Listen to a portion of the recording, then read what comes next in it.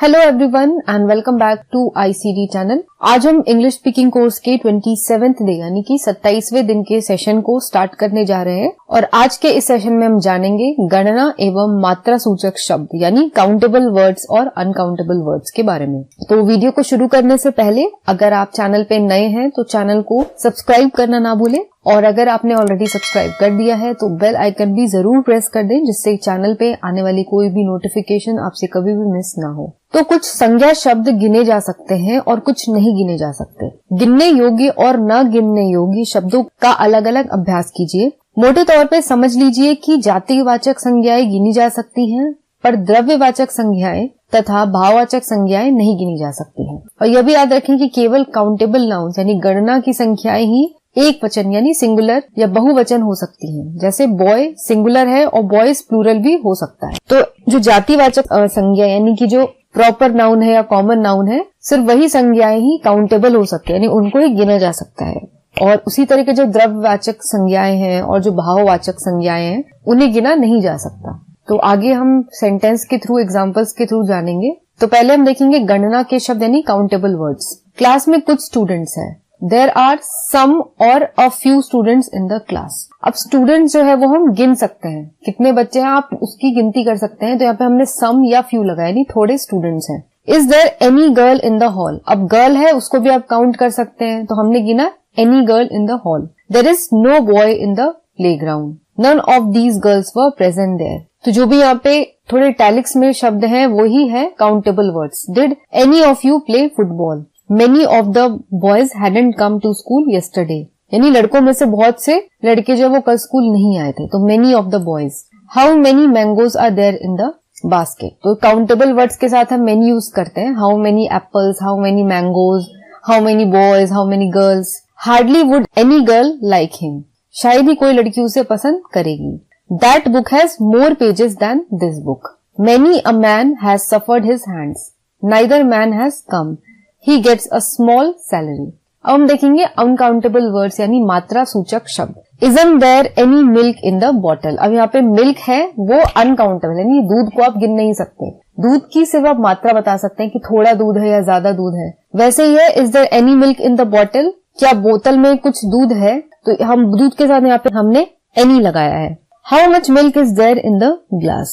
Glass में कितना दूध है? तो यहाँ पे how many milk हमने नहीं लिखा है, हमने लिखा how much milk। तो ऐसे शब्द जब हम यूज करते हैं जिन्हें हम काउंट नहीं कर सकते तो उसके साथ हम much लगाते हैं। Your glass has less milk than mine। Shall I give you some more milk? There was a lot of water in the river। Is it exactly half of that? अब अर्थ में बल। कल जरूर आना भूल न जाना। Do come tomorrow। Don't forget। You must come tomorrow। तब हम किसी चीज पे जब हम बल देते हैं तो हम उसको ऐसे ही लिखते हैं do come tomorrow। हम बोल सकते थे come tomorrow यानी कल आना, लेकिन अगर हम बल दे रहे हैं कि तुम्हें कल जरूर ही आना है या कल तुम आना भूल मत जाना तो हमने क्या कहा, हमने कहा do come tomorrow। या फिर हम बोल सकते थे you must come tomorrow। कमला और उसका भाई दोनों मुझे देखने आए। Both Kamala and her brother came in to see me। यानी दोनों ही आए। हमने सिर्फ ये नहीं बोला कि Kamla and a brother came to see me, हमने बोला बोथ यानी दोनों ही आए। हमने यहाँ बल दिया है दोनों पे कि दोनों ही कमला और भाई उसका भाई दोनों ही आए थे। मैं इसे कभी माफ नहीं करूंगा। I will never forgive him. तो ये बिल्कुल ऐसा सेंटेंस है कि मैं नहीं करूंगा तो मतलब नहीं करूंगा। तो इसको लिखने का तरीका ये भी था कि I will not forgive him. तो हम जनरल बोलते हैं कि मैं उसे माफ नहीं करूंगा, लेकिन अगर हमने ठान लिया कि नहीं मैं उसे माफ नहीं करूंगा तो हम लिखेंगे I will never forgive him. तो नेवर का जो हमने यूज किया यहाँ पे उससे उस बात पे बहुत ज्यादा बल पड़ रहा है। मैं वाकई प्रसन्न हूँ। Indeed I am happy. तुम पढ़ाई में सख्त मेहनत नहीं कर रहे हो। You don't study hard do you? निसंदेह मैं करता हूँ। Of course I do. चुप भी रहिए। प्लीज कीप क्वाइट या प्लीज बी क्वाइट। अपने पिताजी को चिट्ठी जरूर लिख दो। Do write to your father. तो यहाँ हमने भी देखा, यहाँ पे ऊपर भी हमने देखा कि डू का यूज हमने किया जब हमें किसी बात पे बिल्कुल बल देना है। तो राइट टू योर फादर का मतलब है अपने पिताजी को चिट्ठी लिखो, लेकिन जब हमने डू यहाँ पे लगा दिया तो इसका मतलब हो गया कि तुम्हें अपने पिताजी को चिट्ठी जरूर लिखनी ही लिखनी है। अब यहाँ पे इसके साथ है कुछ याद रखने लायक बातें। विशेषण यानी कि एडजेक्टिव्स की 3 डिग्रीज होती हैं। पहली पॉजिटिव जैसे पुअर, दूसरी कंपैरेटिव जैसे पुअरर और तीसरी सुपरलेटिव जैसे पुअरेस्ट। ये हमने पिछले के सेशन में पढ़ा है तीनों डिग्रीज के बारे में, poor, poorer, poorest, great, greater, greatest, hot, hotter, hottest.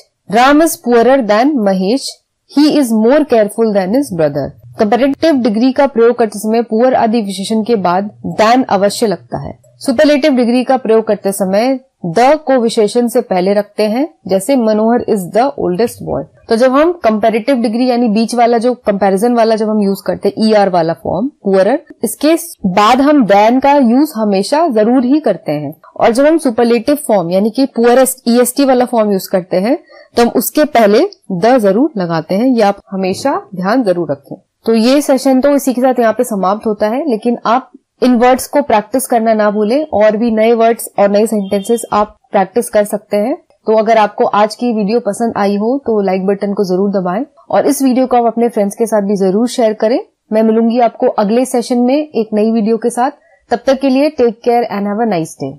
तो अगर अब तक आपने चैनल को सब्सक्राइब नहीं किया है तो आप आईसीटी चैनल के नीचे जाके चैनल को सब्सक्राइब कर लें और सब्सक्राइब करने के साथ बेल आइकन दबाएं और ऑल सिलेक्ट करें। ऑल सिलेक्ट करने से आपको जब भी चैनल पे वीडियोस अपलोड होंगी आपको उसका इंस्टेंट नोटिफिकेशन मिल जाएगा और आपको वीडियो सर्च नहीं करनी पड़ेगी। और इसके साथ ही आप हमसे टेलीग्राम चैनल पे भी जुड़ सकते हैं, आईसीटी चैनल पे। तो आज के लिए बस इतना ही। अगर आपको आज की ये वीडियो पसंद आई हो तो लाइक बटन को जरूर दबाएं और इस वीडियो को आप अपने सारे फ्रेंड्स के साथ भी जरूर शेयर करें। मैं मिलूंगी आपको अगली वर्कशीट के साथ। तब तक के लिए take care, stay safe and have a nice day.